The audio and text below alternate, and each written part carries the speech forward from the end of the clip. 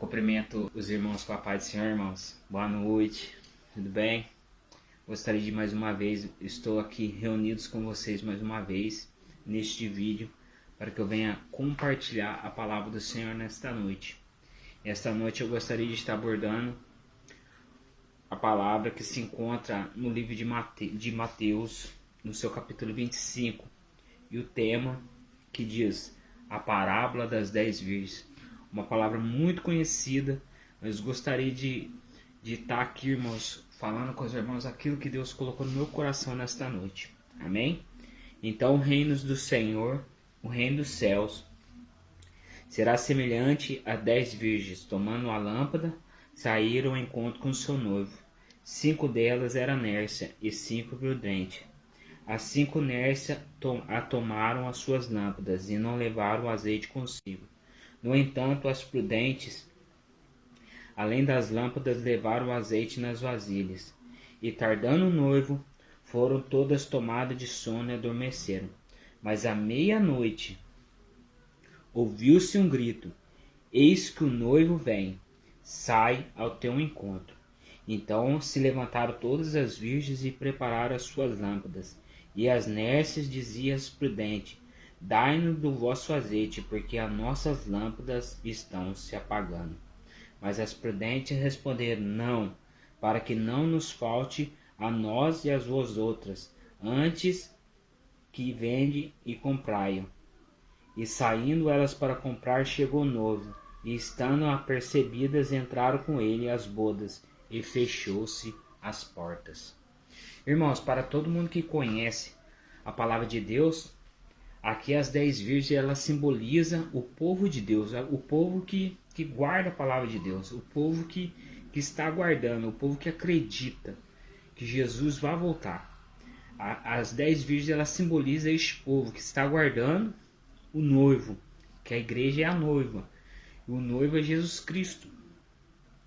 E aqui, irmãos, eu gostaria de estar compartilhando com os irmãos aquilo que Deus me fez meditar mediante este texto. Porque aqui fala que havia 5 prudentes e 5 imprudentes. A questão que elas estavam aguardando que Jesus chegasse até a meia-noite.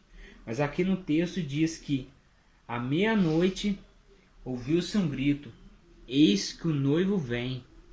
Então elas estavam achando que o noivo ia chegar à meia-noite, mas à meia-noite ouviu-se um grito: eis que o noivo ia vir ainda.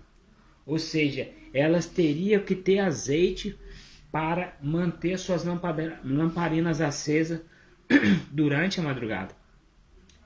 Aí o texto fala sobre lamparina.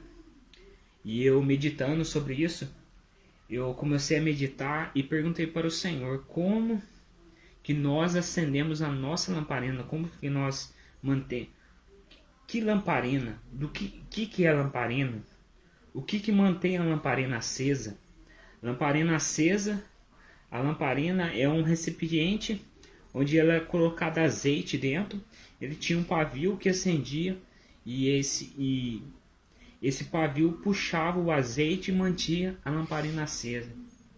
Mas a lamparina, aqui no texto, simboliza a palavra de Deus, que no Salmo 109, no versículo 105, diz que lâmpada para os nossos pés é a tua palavra.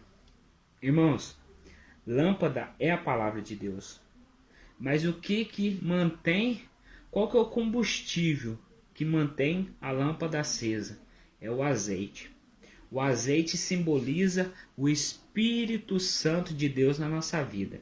Porque, irmãos, uma lâmpada sem luz, ela não deixa de ser lâmpada, ela continua a ser lâmpada, só que ela não ilumina. Uma palavra sem entendimento não deixa de ser palavra. Essa palavra é a lâmpada, ela vai continuar sendo a lâmpada, vai continuar sendo a palavra. Porém, sem o combustível, que é o azeite, que é o Espírito Santo, nós não conseguimos interpretar, nós não conseguimos discernir a palavra de Deus. No mundo onde existe várias religiões, onde que cada um prega de uma maneira. Nós precisamos do Espírito Santo nos guiando, para que a gente não venha crer em coisas que não estão na palavra. E Deus venha nos dar discernimento e sabedoria, para que a gente venha compreender. E nisso Deus vai, através da palavra, iluminando o nosso caminho. Aí eu comecei a meditar, irmãos. E Deus me levou no tabernáculo de Moisés. No tabernáculo de Moisés existia, irmãos, um segmento que eles tinham que seguir. A primeira coisa que um pecador tinha que fazer, ele tinha que chegar no sacerdote. E eu lhe oferecia um sacrifício para esse sacerdote. Esse sacerdote, no átrio fora do tabernáculo, tinha um átrio onde existia fogueira. Ele tinha que sacrificar o animal. O animal era sacrificado como simbolismo de arrependimento. Então a primeira coisa que o pecador deve fazer para começar o processo para acender a lamparina é o arrependimento. A Bíblia fala que Davi era um homem segundo o coração de Deus, que tinha um coração aquebrantado, um coração arrependido. Porque Davi, se você for ler a história de Davi, ele falhou várias vezes, ele errou muito. Ele teve pecados que foram assim, que trouxeram coisas terríveis para a vida dele. No caso, como ele traiu seu melhor amigo Urias, ficando com sua mulher Betseba. Mas mesmo assim, ele se arrependeu. Mas ele houve um arrependimento sincero, ao qual o Deus sabe quando nós temos um arrependimento sincero. Então a primeira coisa para acender a lamparina, nós pecadores devemos ter um arrependimento diário. Porque nós pecamos em pensamentos, nós pecamos com os olhos, nós pecamos com a nossa boca, nós pecamos de várias maneiras. Amém? Esse é o primeiro processo. No segundo processo do tabernáculo, o sacerdote pegava o carvão, aonde que era sacrificado o animal. Ele pegava o carvão, ele tinha que levar esse carvão para a mesa do incensário. Só que antes dele entrar no lugar santo, irmãos, ele tinha que lavar suas mãos e lavar os pés. As mãos e os pés. Era o segundo processo para ele poder acender a lâmpada. Para que nós podemos acender a nossa lâmpada, esse é o segundo processo. As mãos simbolizam a nossa mente. Nós devemos limpar a nossa mente todo dia. E Romanos diz que nós devemos meditar na palavra para renovar a nossa mente todos os dias. A segundo, os pés simboliza o coração. Nós devemos limpar o nosso coração, não deixar que mágoa, ressentimento, falta de perdão venha ficar armazenado no nosso coração. Lembrando que quando se fala de coração, está se falando de alma, não o coração físico. Quando se fala de coração na Bíblia, fala o centro do homem, que é a alma. Então, esse é o segundo processo. Lavar as mãos, lavar os pés. Limpar a mente e limpar o coração. No terceiro passo, depois que ele fazia isso, que ele se limpava, ele trocava suas vestes e entrava no lugar santo. No lugar santo existia uma mesa do incensário. O incensário era onde que ele colocava o incenso e essa fumaça subia e a Bíblia relata que chegava às narinas do Senhor. E o Senhor sentia aquele aroma suave e assim respondia à oração. Então, irmãos, o incenso simboliza as orações, as nossas orações. Quando nós se arrependemos, quando nós nos purificamos a nossa mente, o nosso coração, Deus atende a nossas orações. E assim, irmãos, vai se seguindo o processo para acender a lâmpada. E aí, irmãos, lá no tabernáculo existia um candelabro com 7 lâmpadas. E ele pegava o próprio carvão do incensário e levava e acendia as 7 lâmpadas. E essas lâmpadas nunca poderiam ser apagadas. Ela teria que ser acesa todo dia, não poderia apagar.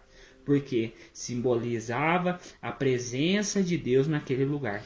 E assim é na nossa vida. Nós devemos manter as nossas lamparinas acesas, que é a presença do Espírito Santo na nossa vida.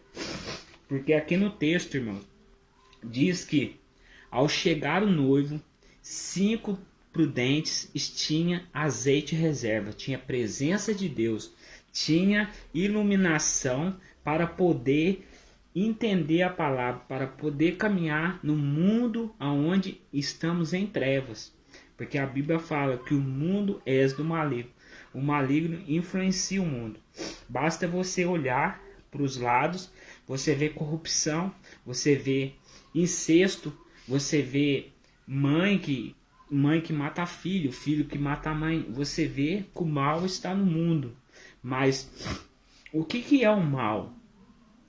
O mal é como, irmãos, é como se eu apagasse essa luz. Quando eu apago a luz, a escuridão ela toma conta do lugar. Então existe, onde não existe luz, ausência de luz, a presença de escuridão. Então, a ausência de luz na nossa vida traz escuridão para a nossa vida. Por isso que o mundo está em trevas, porque está com ausência de luz, porque as pessoas não querem se iluminar, não querem buscar a presença de Deus. E buscando a presença de Deus, a nossa lâmpada acende, que é o que? É o nosso discernimento da palavra de Deus, para que a gente possa caminhar, porque no texto diz assim, irmãos: eis que ouviu um grito. Em outras traduções diz assim: eis que ouviu um grande clamor. Irmão, se a gente for prestar atenção no texto, eis que houve um grande clamor, isto são sinais, são indícios. Isso que significa essa parte. Ou seja, são indícios que o mundo vão nos dar, porque as prudentes e as imprudentes, elas adormeceram. Ou seja, elas por um certo tempo elas ficaram adormecidas. Então, os acontecimentos do mundo, elas vão despertar a igreja, mostrar para a igreja: eis que Cristo vem. Por que as prudentes vão estar apercebidas? Porque elas vão ter azeite na lamparina. Para quem lê a Bíblia, irmãos, para quem medita na palavra, quando se fala de algum acontecimento na face da terra, a Bíblia ela já relata isso há anos atrás, há 2000 anos atrás, quando a Bíblia ela foi escrita, ela já relatava os acontecimentos que têm acontecido no nosso meio. E isso são indícios da volta do Senhor. Então é por isso que aqui, eis que ouviu um grande grito, um grande clamor: eis que Cristo vem. Eis que Cristo vem, irmão. Será que eu, você, nós, será que nós estamos preparados? Será que nós estamos mantendo o nosso entendimento da palavra? Será que nós temos buscado entendimento na palavra? Porque, Senhor, porque a palavra diz que Deus deu sabedoria para Salomão. Deus também pode dar sabedoria para a gente, para que a gente venha entender. Porque isso aqui, a palavra do Senhor, ela é como uma bússola. O norte é a nossa salvação. O norte é por onde que Cristo vai vir. O norte aponta para onde nós devemos correr. Porque a Bíblia relata que haverá tribulações, haverá no tempo, quando Jesus voltar. A Bíblia fala que quem ficar vai passar pelas tribulações. E a Bíblia fala assim que nas tribulações a palavra de Deus vai ser tirada da terra, o Espírito Santo vai ser tirado da terra. Então as pessoas elas vão ficar perdidas, elas não vão ter uma direção. E essa palavra é ela que nos alimenta, é ela que nos fortalece, é ela que nos dá esperança. E aqui, irmãos, só para finalizar, as imprudentes dizem para as prudentes emprestar o azeite para elas. E ela se recusa a emprestar, dizendo que se ela emprestasse, elas iam ficar sem e as outras. Isso significa, irmãos, que a salvação ela é individual. Eu não posso emprestar o meu azeite para você. Você não pode emprestar o seu azeite para mim. A salvação ela é individual. Eu não posso buscar por você. Você não pode buscar pelos teus filhos. Você pode sim ensinar o caminho, mas eles têm que buscar. Quando eles tiverem entendimento, eles devem buscar por si próprios, porque a salvação é individual, a sua salvação é individual, a minha é individual. Isso que simboliza essa parte. Amém? Eu agradeço essa oportunidade, irmãos, que Deus me concedeu. Espero que vocês tenham entendido essa parte. Espero também que Deus venha dar entendimento, venha dar clareza para cada um que esteja me ouvindo nesta noite. Amém? Eu gostaria de estar fazendo uma oração para você nesta noite. Amém? Querido Deus e amado Pai, Senhor Deus, louvado e engrandecido seja o seu nome, Senhor. Eis-me aqui, Senhor Deus. Peço, ó Pai, que o Senhor venha derramar a tua graça, a tua misericórdia na vida de cada um que está me vendo nesta noite, que está me ouvindo nesta noite. Que essa palavra, Pai, venha encontrar um lugar no coração dessa pessoa nesta noite.